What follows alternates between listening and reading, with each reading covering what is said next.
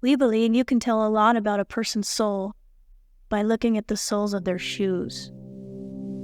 If you were going to walk a mile in a pair of these shoes, what would that story tell you? What is the beginning of that story?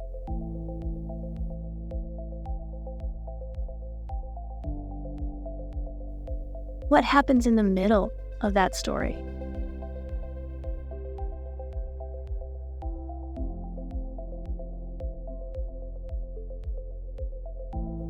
No matter what an individual story is, the Flathead Warming Center exists so that people's stories don't have to end with homelessness.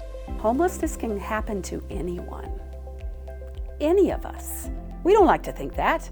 We like to think that we're so far more advanced that that couldn't possibly happen to us. Within the first hour that we open every night, one thing that always strikes me are the tears of the first-time guest to the warming center, because they never thought that they would be here. The goal of the Flathead Warming Center is to play a positive role in the journeys of individuals of all types of backgrounds. Our mission is to save lives, link resources, and encourage dignity through low barrier access to a warm, safe place for those in need. We provide seasonal, low-barrier access to night shelter services regardless of an individual or family's personal barriers to housing security. We provide showers, laundry, light food, and on-site resources throughout the year, as well as providing community for those in our valley who are most vulnerable. We are low barrier. We're a come as you are, we will love you where you are place. That doesn't mean we're low standards. If you come in here to stay, there's a set of expectations for the way that you will behave. If you don't behave that way or you can't meet that standard, you can't stay here. Low barrier does not mean low standard. So yeah, we won't stand by and just let these folks freeze to death. We really believe that the Flathead Warming Center is part of the solution and we're saving lives. I believe that's what we do, and we do a whole lot more than that. We have a lot of services that we offer people, whether it's a haircut, or they can come in and they can see a dentist or a doctor and get the help that they need, whether it's just getting on the computer. They can use our internet, they can use our address, have a mailing address, because it's hard when you're trying to apply for a job if you don't have an address to get your mail sent to. All the little things we don't think about on the everyday. An analogy that really hit home to me was the child's game of musical chairs. If you can picture that, walking around and around and around chairs, and there's one less for everybody, and then one chair gets removed. The last to be able to sit are those who have significant challenges.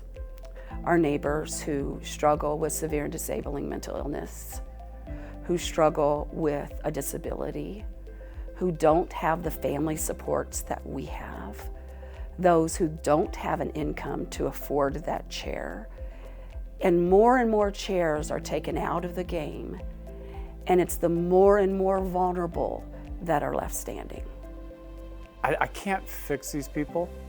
I can't make them quit drinking, I can't make them quit doing drugs, but I can be here and I can love them and I can show them that somebody cares.